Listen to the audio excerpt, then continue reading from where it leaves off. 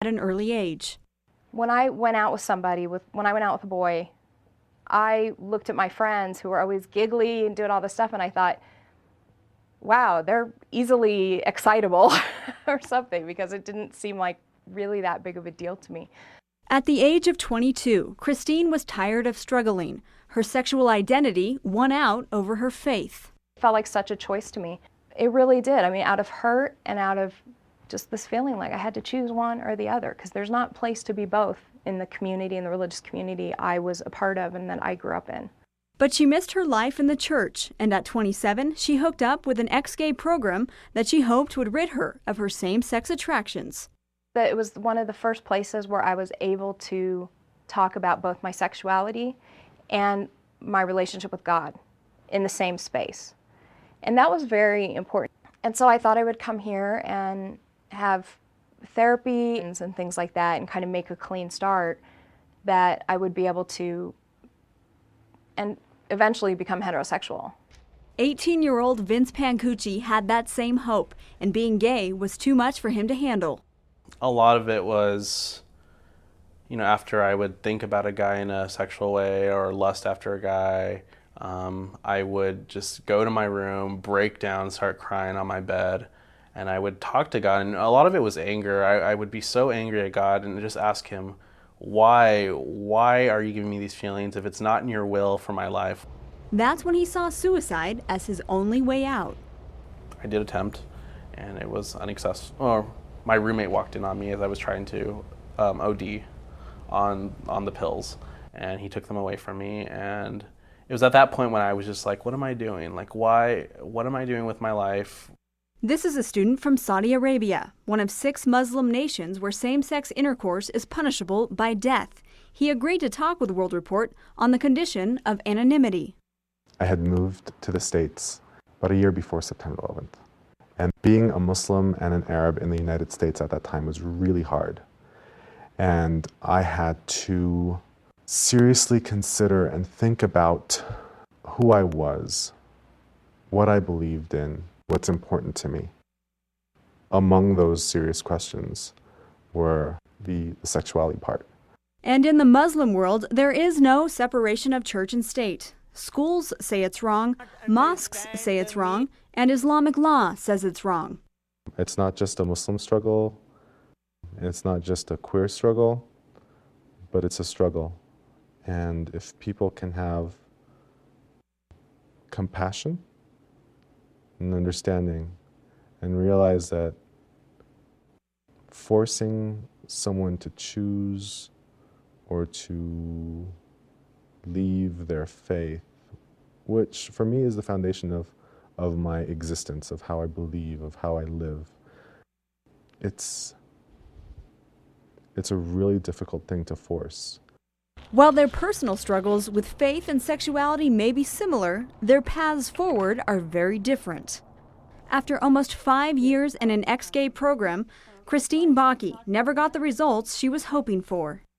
It was hard for me to move forward. I felt very ashamed. I felt like I'd failed. I felt like I failed God. I felt like I failed all these people who put so much time into helping me. And I couldn't move forward. And her experience drove her away from her faith. I no longer actually identify as a Christian, which is interesting because, of course, I started this entire quest to reconcile my Christian faith with my sexuality. And I got to the point where I felt like I was doing that. And then I think with more scripture examination, I just started questioning more and looking more and becoming more unsure that what I wanted to be was a Christian, as evangelicals and fundamentalists define it. Unlike Christine, Melissa from Focus on the Family, her struggle brought her closer to her faith. She used to be a lesbian, but today she lives life as a heterosexual woman. And then once you become a Christian, well, you begin to go to church and begin to read the Bible. And then I learned, as I began to study and read the Bible, that there is a Christian biblical sexual ethic. In time, the language I use is that God convinced me that there is a biblical sexual ethic, that he has a created intent for sexuality. For others, it's not so black and white. It's really hard to think that you're an abomination in the faith that you're part of, or in God's eyes. So it took a while for me to come to terms with it, but it was definitely a struggle, and it's probably going to be a struggle for a very long time. Vince Cervantes feels stuck somewhere in the middle between two communities that don't fully accept him. I feel that I'm trying to teach the church that, the gay community is not what you think it is, but I feel like I'm telling the gay community, well, Christianity is not what you think it is either.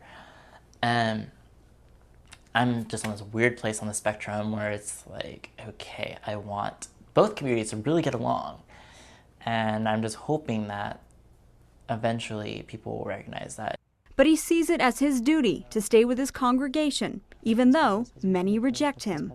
For me to stay at a church that doesn't fully affirm my gay identity seems psychotic. It seems crazy. But as a Christian, I am called to be a living example of Christianity. I am a light of God's work, and I want them to see that. And I want them to see beauty in God's creation. And I will continue to stand there, and I will endure this condemnation, but at the same time, I'll be educating them. For Vince, there is a happy ending. While in college, he met Vince Pancucci. They're now partners, helping each other come to terms with the painful realization that the church they are so faithful to doesn't always welcome them. He may not have even known it at the time, that really he was saving my life at the time. That every time he told me that he knew he was affirming, every time that he told me that he knew this about his sexuality and knew this about his faith, I was applying to myself. And for him to ask me, well, what do you feel about this scripture? And for me to share that with him and to hear what he thought was really us dialoguing about what it means to be a gay Christian. Today we are married. We became legally domestic partners in the state of California, but married in our eyes through a covenant with God. So in the end, can you really be gay and true to your traditional faith? People ask me, can you be Muslim and gay?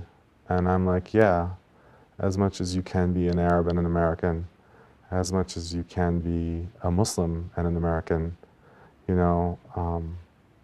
There's so many other facets to who I am.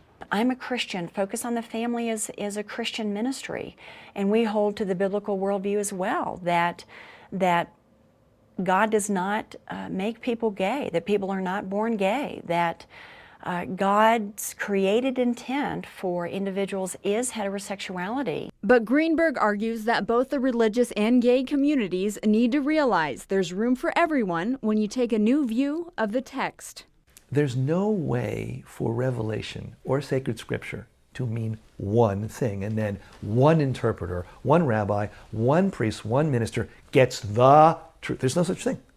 Revelation, by definition, scripture by definition, is God's offering for our explanation of the possible divine intents in every verse. Once you get that, then you recognize that it's possible to shift readings, and that God can be behind a new, insightful reading, given a new set of realities, a new set of understandings. People ask me, how can you be openly gay and be a Christian? And my response is, I'm openly gay because I am a Christian. My faith tells me I'm not supposed to bear false witness to God's creation, and this is who I was created to be. You might be thinking, why bother trying to fit into a community that doesn't want you? But for Vince Cervantes and others, their faith and their religion are that important. And armed with a new interpretation of an ancient text, they hope eventually church teaching and attitudes will change. Still to come, new developments in the Gennaro Wilson case.